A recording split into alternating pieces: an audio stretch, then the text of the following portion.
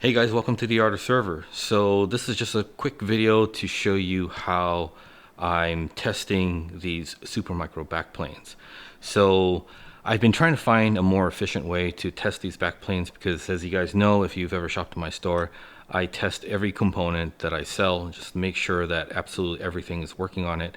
And backplanes are one of those things where it's just a real pain in the butt because you got to, well, at least in the past, I've always installed it in a chassis, in a proper Supermicro chassis. So if it's an 846 backplane, I would install it in 846. If it was an 836 backplane, I would install it in an 836 chassis, and then install all the drives and the drive trays and just make sure every SAS connector on that backplane actually worked and all the LEDs worked and all that kind of stuff.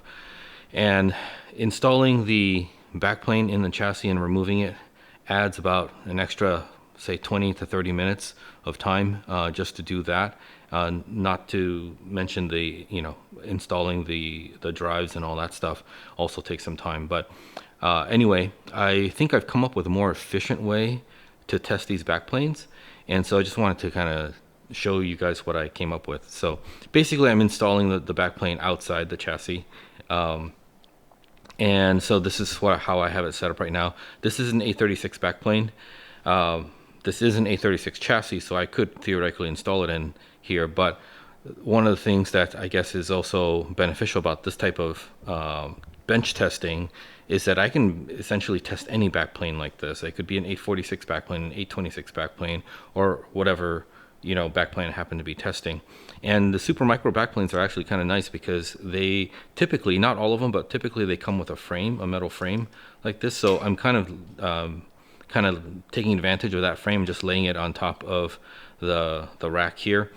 And so I have it also on this side. I have a couple of bench cookies here, kind of holding it up, keeping it level.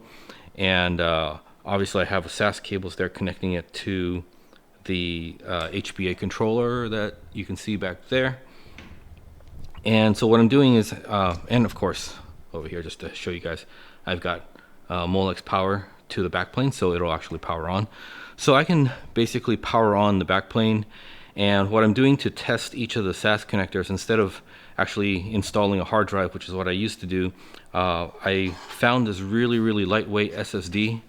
And so I'm just plugging it in one by one to each slot and checking that the LEDs work and checking that the drive actually shows up and there are no IO errors and that kind of stuff. Specifically, I picked this SSD because it's very lightweight. I think this 2.5 inch enclosure is just maybe like a third full because it's just super lightweight. And the reason for that is because I'm going to be inserting these SSDs kind of like this. And I don't want too much weight kind of potentially kind of leaning sideways and putting stress on these SAS connectors. So I found this and it works really well. So yeah, anyway, this is how I'm bench testing these backplanes now.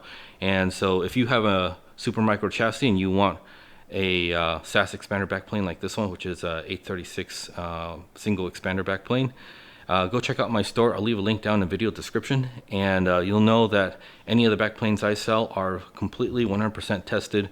I test all the SAS connectors, I check all the LEDs. There will be no surprises when you buy a Supermicro backplane from my store. So go check them out. All right, thanks for watching. Bye-bye.